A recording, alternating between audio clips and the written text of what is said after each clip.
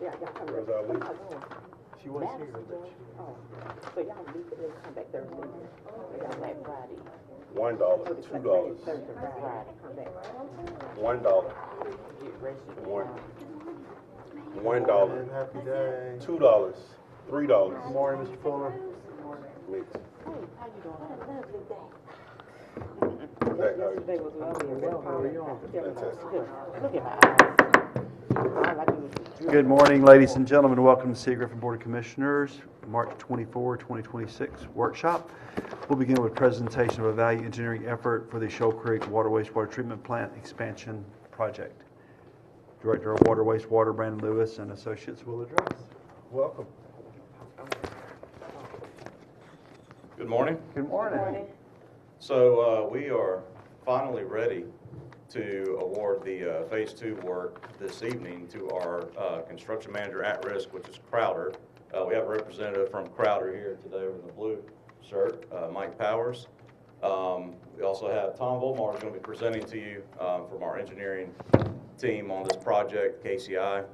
We have, over the past several months, worked very hard to get the cost of this project down to the lowest possible cost for Griffin, and it's been a monumental effort and it's been a monumental achievement, and I'm going to let Tom speak to you guys about that.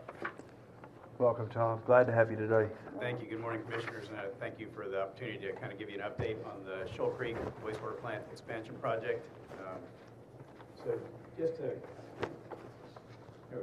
just to kind of set the stage, give you a really quick overview of what the project is. Your Shoal Creek plant, as you probably know, is your largest of your three that the city operates, 2.25 million gallons of capacity, and about three-quarters of it is in use right now. A couple of years ago, it came under consent order from EPD to eliminate discharge to the land application system of Blanton Mill, and that's got to be accomplished by October of 2028. And then you also did a study in 2020, developed a wastewater management plan that projected a need for 4.5 million gallons of capacity in the Shoal Creek Basin by 2040. And so those are kind of the three big drivers for the project. I'll also going to highlight that, as Brandon mentioned, we have a construction manager risk approach on this, which is different than your traditional hard bid project. I just wanted to highlight a couple of those differences and why it makes a difference for this project. So you're probably familiar with a traditional hard bid. Engineer does design up front, you put it out for bid. Contractors give you cost for them to perform the work, and you pick the low bidder, and then they go and do the construction. That works really well for a large variety of projects, but for really large and really complex projects, it's got some drawbacks. A couple of those are you have a really long procurement process. So if you have equipment that takes 6 months, 9 months, a year before you can even get it delivered to the site, you can't even start that until the contractor is given the contract after bid. In addition, you've got a lot of budget uncertainty going into bid day. And you may be familiar with coming into bid day and finding your project's way over budget. And if that happens, then a lot of times you're faced with having to make drastic cuts on the project and trying to figure that out after the fact, and that can be a costly effort in redesign. So that's where the collaborative design approach, and in our case we're using the CMAR construction manager at risk approach, has some advantages for the large and complex projects. One is we get our contractor involved early, sometimes at 30% design, sometimes at 60%. In our case, we brought Crowder in at 60.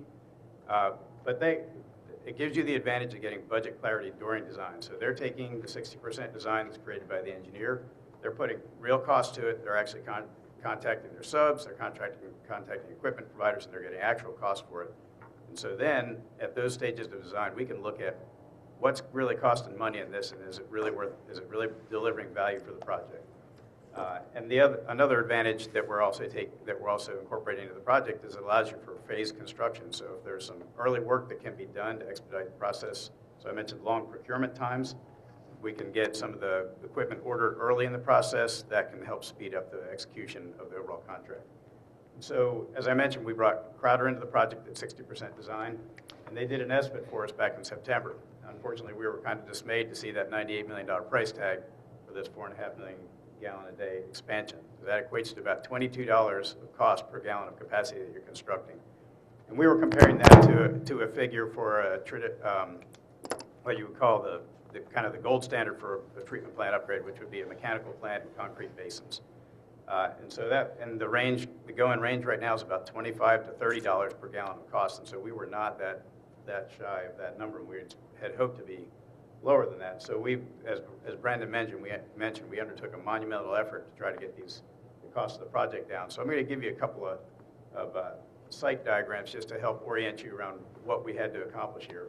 This is the original design that we gave Crowder to estimate at the 60% level. So all I wanted to illustrate here, see if I've got a pointer. I can't really see, but this is the rough footprint of what we propose to do. The existing plant is mostly what you see on the right half of that picture, and then some of the new construction was happening over to the left. You can also see some dark gray areas. We're going to do a lot of paving, a lot of regrading to make access to the site easier.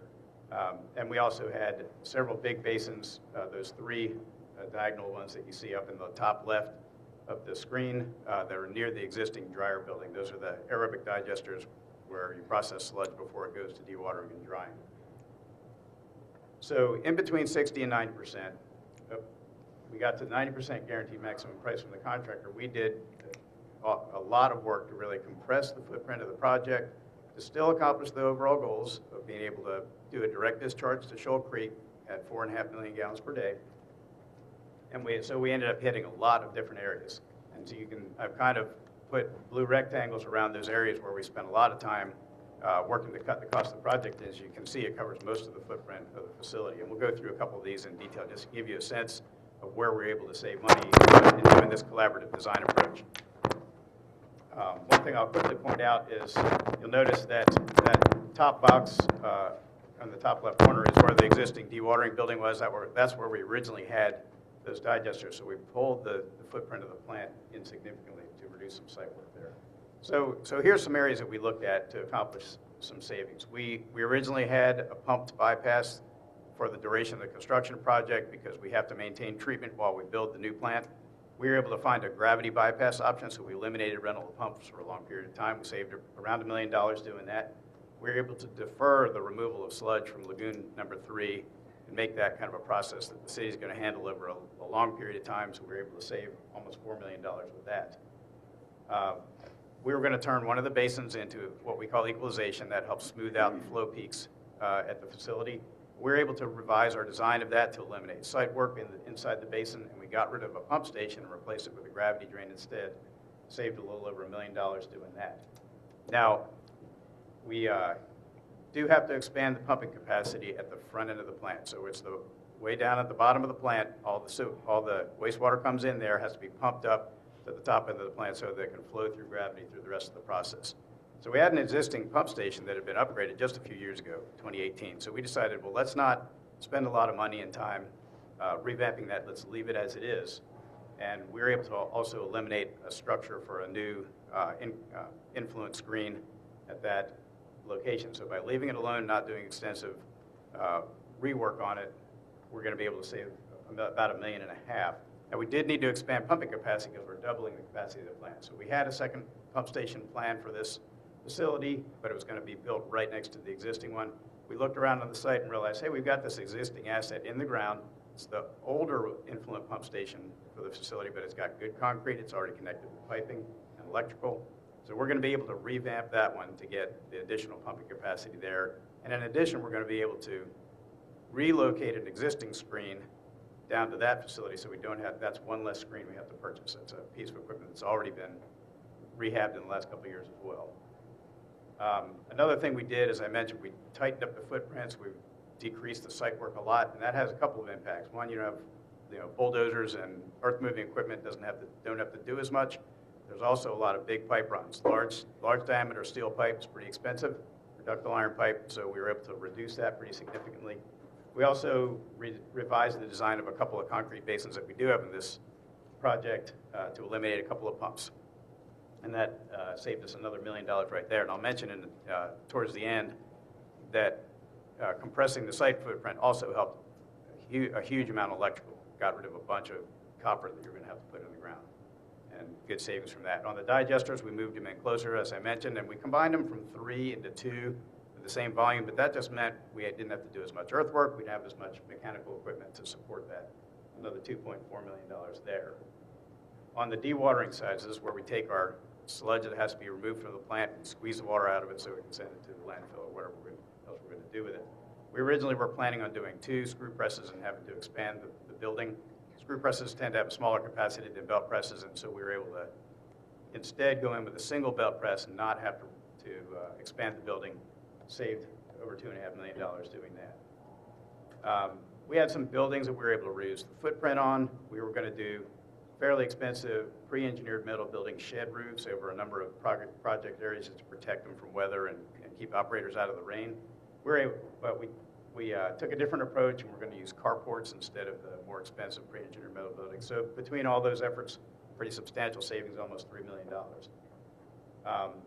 Looking at electrical side, the generators were going to be a very expensive prospect. We want to provide enough standby power that we can power the entire plant in the event of an outage, which is not possible right now, and we're adding even more equipment, so the power demands are very high. But we recognize we did have some existing assets at the plant that we could reuse, and so there's 2 standby generators already that kind of divide the plant into 2 power zones, so we're going to add the 3rd power zone with a smaller generator, and we were able to save $4.5 million almost by doing that. Lastly, kind of a catch-all at the end here, I mentioned shrinking the site footprint helped us save a lot of money on electrical, almost $6 million. We did eliminate a pump station that would enable the use of treated effluent for spray water for some of the mechanical equipment. We're going to be doing that with city water instead. That's not unusual to see in a plant. And then we looked at the operations building allowance. We decided we did not need, we were trying to cut it down to a reasonable cost per square foot, so we were able to cut some money out of the allowance for the operations building.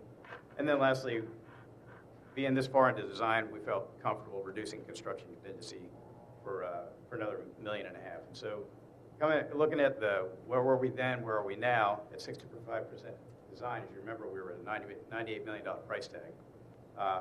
Now, 6 months later, we've gone through this extensive value engineering design effort. We've got it down to $65 million. Now, that's still a high price tag, but I'll say that this actually is kind of a triumph for the collaborative delivery process, because if we'd done straight design, bid, build, you may have ended up with a $98 million price tag on the facility, and then we'd be scrambling on the back end trying to figure out how we're going to do this. But the other thing I'll say is I've been in the wastewater consulting engineering practice for over 30 years, and I've never seen a project be able to accomplish this level of savings, either on sheer dollar amount or the fact that we decreased the cost of the project by 33%. I've never seen that happen in my whole career. And so this is an extraordinary achievement, in my opinion, that we've been able to bring the cost down this low. And as you see, our dollar per gallon of capacity now is about half the going rate. So we're getting a really high value project out of this effort here. And so at this point, I'm open to take any questions that you might have. Pretty overwhelming and exciting, so thank you. Yep. Do board members have any questions at this time? How long will it take to complete the project? It's going to be around 2 years. We've got a deadline of October 2028, and I think in the summer of 2028 we should be finished up with the project. Thank you. And this was being paid for through our 2025 series CPU revenue bond. So we've already That's got the correct. money in place and ready to spend it and go with it. Yes. Yes, sir. Okay. Any other questions from anybody?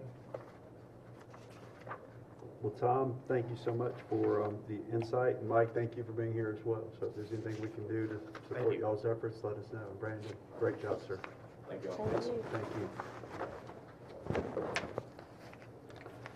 Item 2 is to discuss intersection at South 8th Street and South 9th Street, at South Hill Street, and the pavilion at Griffin Golf Course between bathroom project located at City Park. Public Works Director Marissa Eller will address. Good morning,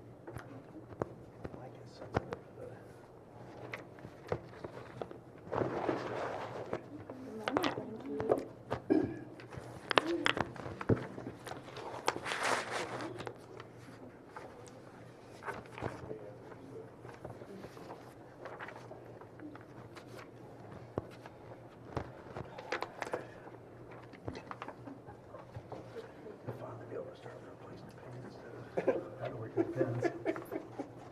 All right, good morning, everyone.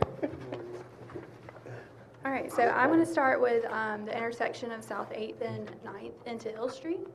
So just to give a little backstory on this, in August of 2023, GDOT conducted a road safety audit on this whole corridor from Wesley Avenue to Crescent, in which there were several suggestions in that audit of different improvements along that corridor.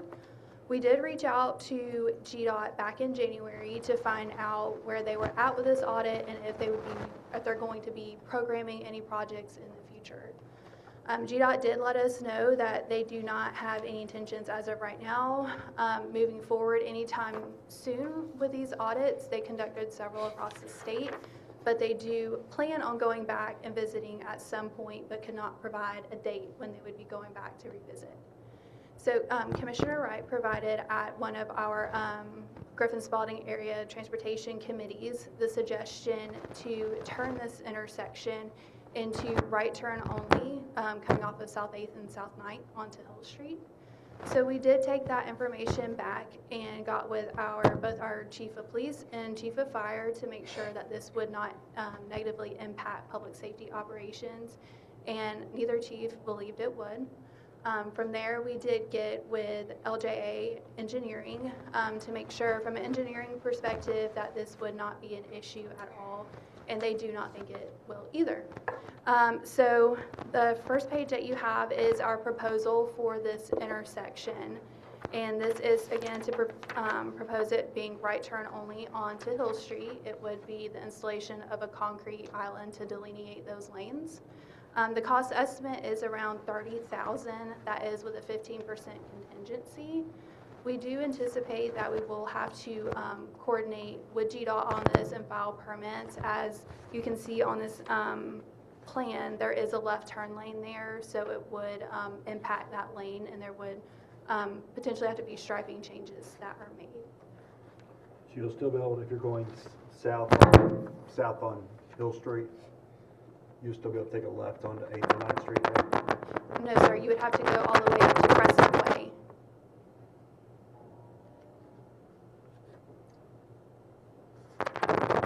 So you would be able to turn right onto South 8th and 9th if you're going south. But if you're going north, you could not turn left onto South 8th and 9th. So all the traffic you want in the medical area is going to have to go up to Crescent Way? Yes, sir.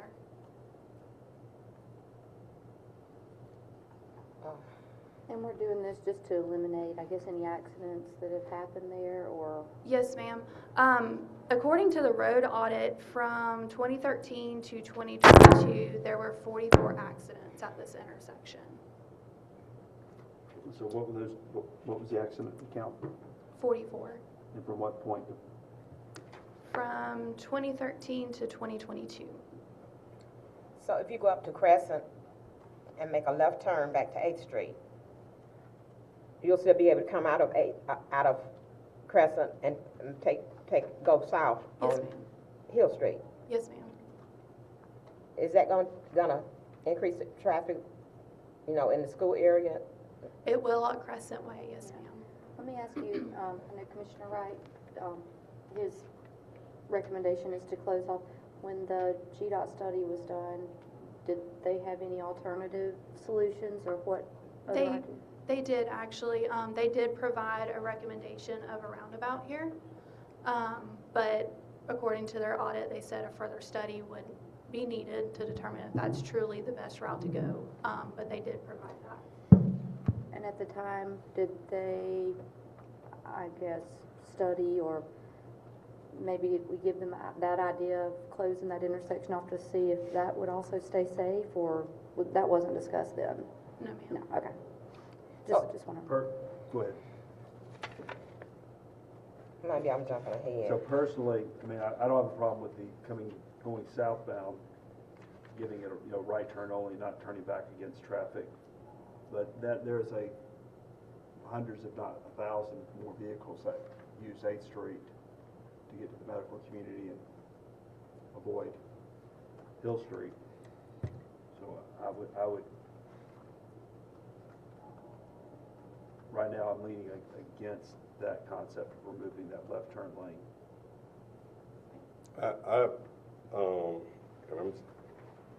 It's new to me, but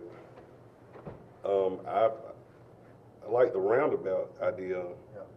to me, is more feasible. The roundabout idea is probably $3 million. This one's 30, and GDOT says 30 they have no. million, this one is 30 million? 30,000. So they don't have any funding for this. So the roundabout, as far as your financial responsibility, is out of your realm right now. You don't have anything budgeted for that. So you've got to make the decision if you want to leave it as is or make this change. And I guess I have a question, Marisa. So you would not be able to turn right from, could you still go into 9th Street from 8th Street? So, yes, Okay. yes. But you'd have to go all the way to Crescent Way. turn Yeah, from so even if you're Fire- going south, you can't go all the way down to where 8th Street currently ends into South 9th. You'd actually have to turn onto South 9th before then. Correct. Okay, so that board, Help me out, what am I looking at? Food Depot is over here. Okay, The infusion center, the dialysis center is up here. Tips is down here. so you come in So here, this is 9th Street with the electric department. 9th and 8th, both come right here?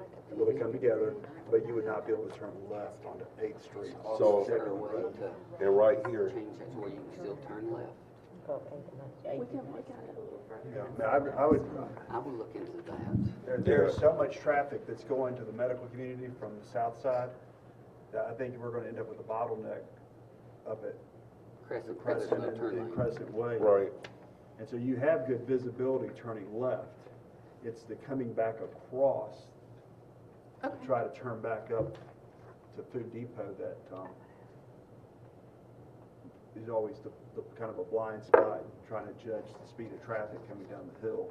I think the problem is in order to prohibit that left turn from South 9th Street, I guess is what it is, that actually intersects into South Hill, you've got to have something physically there, which is this gore. If you put the gore there, then you don't have the ability to make that left turn from South Hill Street.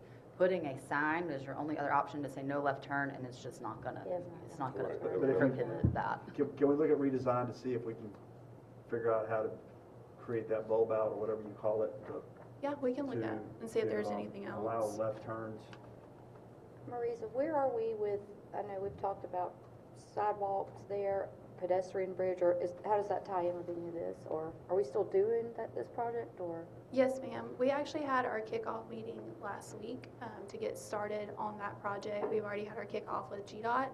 And so we are actively working on moving forward with surveying the area and notification to impacted property owners.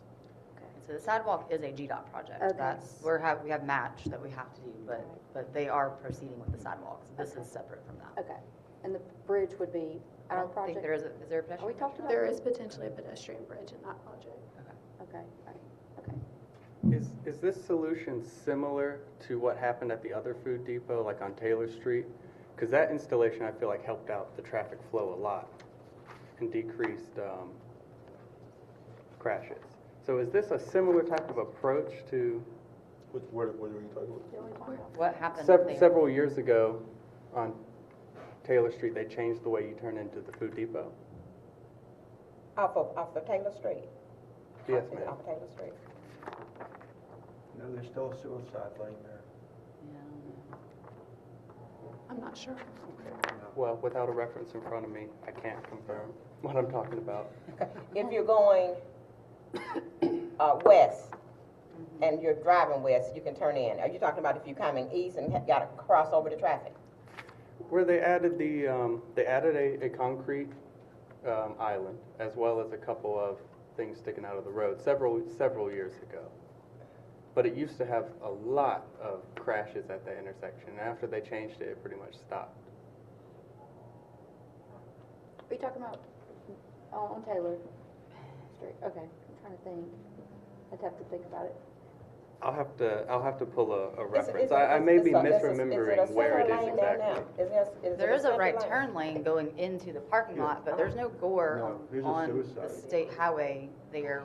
Is it within the It's parking the lot center, of Food Depot? the center lane, you know, the center lane in the traffic, that's one of those, is it one of those there?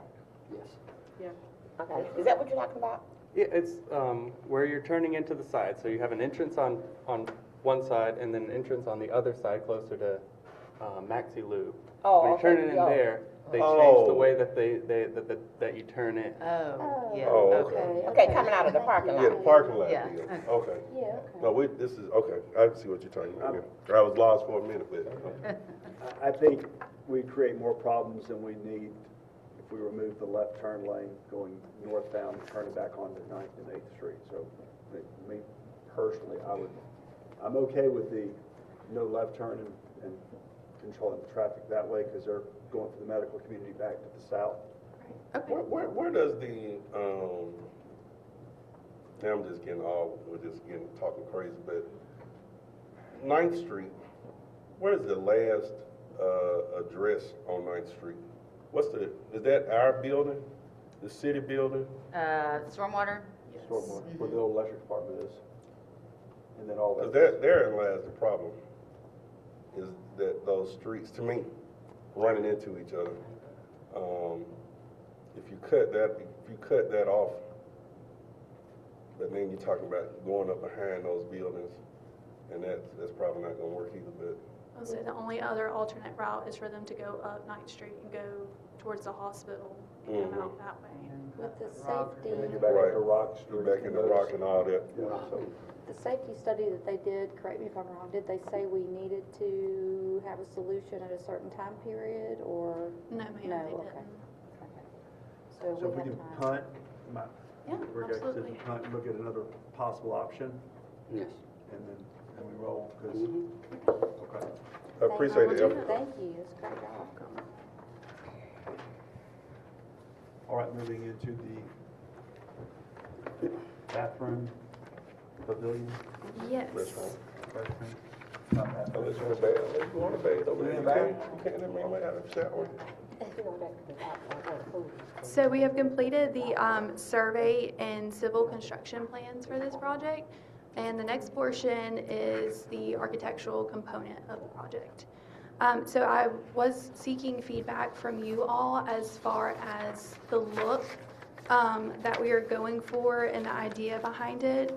I did provide some pictures just to give you an idea of some pavilions and bathroom combos that are out there. So on the high end, so if we are looking for a pavilion that could be enclosed with doors and potentially heat, to have events in the colder months, we are on the high end looking around $600,000 for something like that with pavilion and bathroom combined. If we are looking more for a traditional pavilion, so just an open concept with some fans and then, just a regular bathroom facility, we're looking more on the lower end of $200,000. And then, of course, if we want to add some additional components like stone and other beautification to the pavilion and bathrooms, then, of course, you're looking in the mid-range for $400,000. What is the price for what we have at City Park right now? The pavilion closest to the, Close to like the old putt-putt course. yeah, that one. Yeah, something simple, Something to simple. get people, if there's a lightning storm that comes, a simple bathroom that's got a punch key for golfers. So if you go to a golf course someplace else, it hits your phone in terms of what the passcode is, so you change it up. Okay. Is that what you? Mhm. And then you got a punch key, and then something that's not extravagant, but at the same time, give some type of shelter.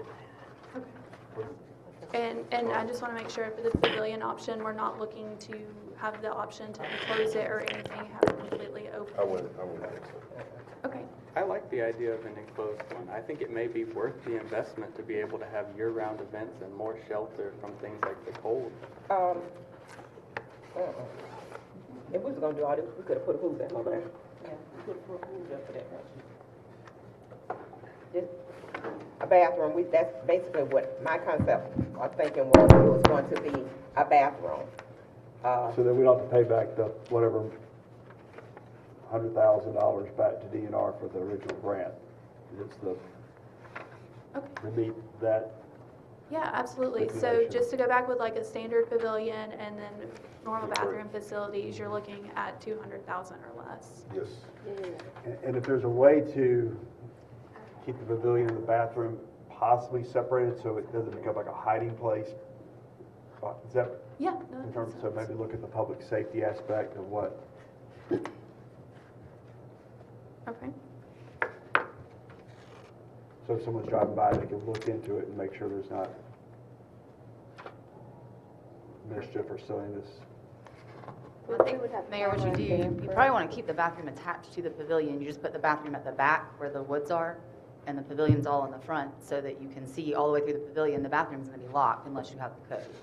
So you would be able to see all the way to the bathroom structure, is normally how they are on a golf course. Yes, But do you or, want golf carts driving through the pavilion, like kind of like, No, they're just park and walk around. okay. Yeah, so do we have a picture of that with the bathroom with the pavilion or no? Because you're gonna pull your No. golf cart No. out of the rain. these Not are yet. just, We couldn't even get to a design phase until y'all gave us some Oh, kind of yeah, yeah, direction. good. so as The of, price of, oh, I'm sorry. what's the price? Around 200,000. So, Is this in the same spot where the pool? Yes, Yes, ma'am. so we'd have to fill that in and put this on top. I do like the size of this, is this what we were talking about, the size of this one? Something this size, give or take with a bathroom in the back or something? So on the plans, the layout is 85 feet length and then 55 feet width. So it would be a rather large pavilion. On the plans, we do have the bathrooms up at the front because we have the golf cart parking spaces up at the front. There's 8 parking spaces that we proposed. Are we wanting to switch that to the back or keep it up at the front? So Maybe the thought is, in terms of my thought, being a golfer, is if you get stuck in a monsoon, you're running for shelter to pull your cart underneath the pavilion, but also the bathroom. So, I will say, as part of the site plan, we did add a drive behind the pavilion. So potentially, if you did have to take cover, you could pull the cart behind the pavilion. but it's not covering your cart where No, you're in it's not. monsoon. So that, I mean, that's what I'm just thinking as a golfer thinks. And I mean, Rodney, you play more than I do. I mean, I'm just trying to figure out. As a golfer, I usually take the weather. Right. So if it's going to rain, I probably wouldn't be out there. But Do we want to add a cover over the golf cart? I mean, Or for me, the more important thing is having a restroom, because I walk a lot. You know, I'm trying to be healthy. A lot of people ride carts, but you know, I want to be healthy. So for walkers, and you know, sometimes the golf course is diverse, men and women. So you need to go to the restroom at times, and that's to me is the more important thing, having that accessibility to a restroom. We don't have any really covers now. If it rains on the backside of the golf course in a monsoon, there's nowhere to take any type of cover. So, I'm leaning towards your expertise. So, Well, I'm just throwing that out Yeah, there. I mean, Someone are going to bring that up. I like that idea, but I think the more important thing is having a place that men, women, and children can have accessibility to the restroom while on the golf course. I think aesthetically, wouldn't we want not bathroom in the front with pavilion, we want pavilion with bathroom in the back, maybe just for the look? Yeah. Right. Well, We can do that. Right? Yeah, you just want to flip it. You just want to be able to get to it is the main thing. Make it so. Like this picture. Would I rather just Well, I think if we've got the design of it going around, Mhm. then we can make it, and we can get to the bathrooms. Gotcha. And And we can potentially- going up that hill, you can make it cut through. Cut through that. Yeah, cut through that. And you're talking about taking all those old nasty cherry laurels down and opening up the whole golf course so you see everything as Yes, well? sir. Yes, sir. Oh, man. And I mean, if we do put the bathroom in the back, we could look at potentially adding maybe some kind of parking pad for the golf carts if that's. Yeah, I think we've got Instead of having a dogleg, you could take With 7 this straight. pool, is there significant historical value to this that we may want to think about putting up like a sign that says something about its history? Or would that be a significant increase in price?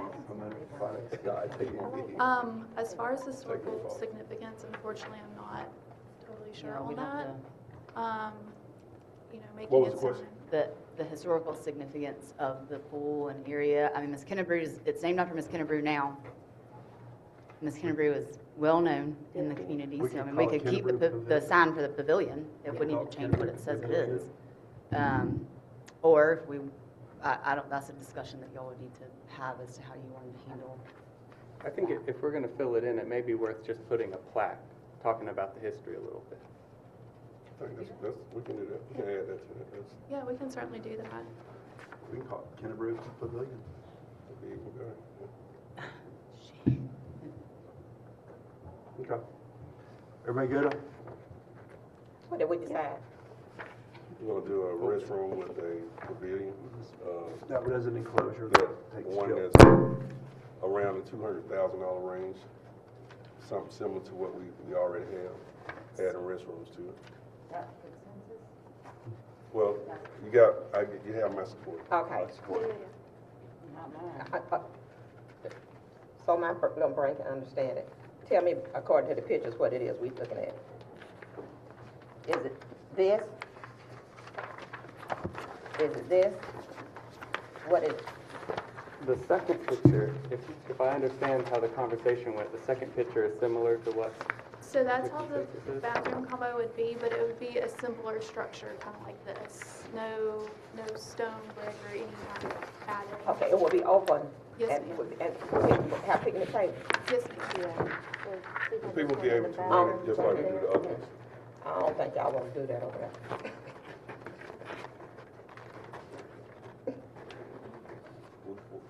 We're gonna just have restrooms and, Just restrooms, and, there's a small area of, so somebody take coverage at the parking space, but if you put a pavilion there, to some people, it will become a park, open to the public. I agree with And that. it, and in a little while, the golfers won't have nowhere to go. Smaller the better, is what you're saying. But at the same time, Is that a problem at the pavilion that's already by the golf course? Did you feel? I know exactly what you're saying. if it was big enough to be able to get 4 golf carts pulled underneath it, I like that. and then have the bathroom, if there's a monsoon or lightning episode. I mean, we're just in So, Doug, discussion, right? Something like you could If, pull your if golf we're, cart if under we're, there. if we're just in discussion, and if I had to, really had to pick, a snack bar would be the best, I mean, that would be the very best You've use. had a vending machine. Well, you can't have a vending machine because nobody's over there with it, but Have a it would be vandalized, but if you had something similar to a small snack bar, a refueling center that somebody you could stop and refuel, because once you leave the clubhouse, it's over with until you get back to 9. And, I mean, That's where the snack carts should be going. yeah, we don't have that, so. So we could potentially look at adding, so making the bathrooms where you go into a building and then go into the bathrooms versus just walking into the bathrooms from the outside, and then inside the building, we could have vending machines in there. that could be Outside the building? access. No, No, inside, so the code would be from the, I mean, that would be, All I want's a bathroom, and we don't have to pay whatever grand it's back, is what I mean. if the board can agree on a pavilion, and I understand the concerns. The current, the current pavilions are not, so to speak, on the golf course. You got the tennis courts, you got playground equipment, you have other activities going on inside the park. there is no structure between hole 1 and hole 18 on Right. that golf course. which is very odd for a golf course not to I have agree. some kind of stopping point for a bathroom. That's So right. it's not, that's not normal. But on When the I back played nine, this but- weekend at Georgia Veterans, they had a little pavilion with 2 bathrooms, and you Right. could pull 2 golf carts in there, and they had a little bench, and Yeah, it was yeah. very nice. That's just something I nice. like that. So That's if we don't want a pavilion, I mean, I just want shelter. yeah, the restroom is fine. So, I think y'all have given us enough that we Yes. can make a design out of this and bring Okay. it back to you for your final Thank you. approval. Thank you, perfect, I concur, thank you, Marita, that's wonderful. Thank you. Thank you so much. All right, Yeah, excuse me. yes, I ma'am. got something to say. Okay. Okay. Now, we tried to get bathrooms in Raymond Head Park, right? But even though they got the precinct over there, or whatever. Now, we doing a grandstand, pavilion, and bathroom for golfers, when the little kids didn't have nowhere to go and relieve themselves in Raymond Head Park? Again, that's a neighborhood pocket park, and we I know- resolved I the know issue it. by providing a bathroom I in the know police it's, precinct. I'm just saying Yes, between ma'am. the two. I know exactly what it is. I'm just saying that between the two. But we don't have a bathroom That's at all, that's just my we- opinion. We don't have bathrooms at Thomas Park. I'm not saying that, I mean, I'm talking about Raymond Head Park. Yes, ma'am. That's the park I'm talking about. Well, a lot of little kids didn't have nowhere to relieve themselves. And now we doing a grandstand for golfers. I mean, it's okay that you build it, the bathrooms and stuff, but hey, get 2 bathrooms or whatever, but not all this other stuff, you know, I'm not gonna consent to it right now, not with that. But that's all I'm saying. That's it. That's my opinion. Yeah, Anything else? I think going to the bathroom should be a right. I'm all for public bathrooms all over. I think, obviously there's a labor input that you got to consider when dealing with public restrooms, but I think it's great to just have as an option for people who either don't have a home nearby or don't have a home at all. Or just need to go because you have to park, like you said. Thank you.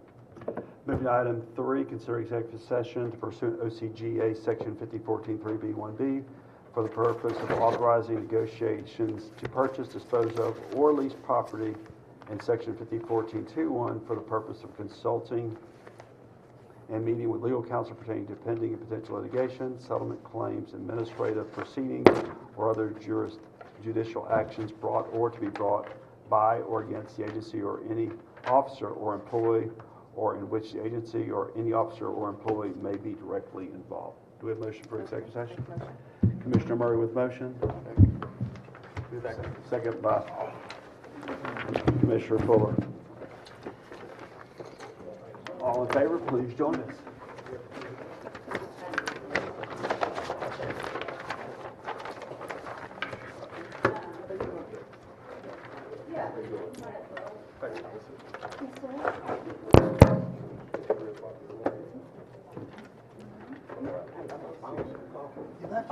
Don't you feel naked when you look? You feel naked without your phone.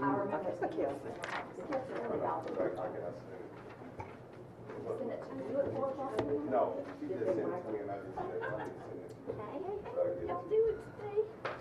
Good morning, good morning. Oh, first one, can I have the? Yes.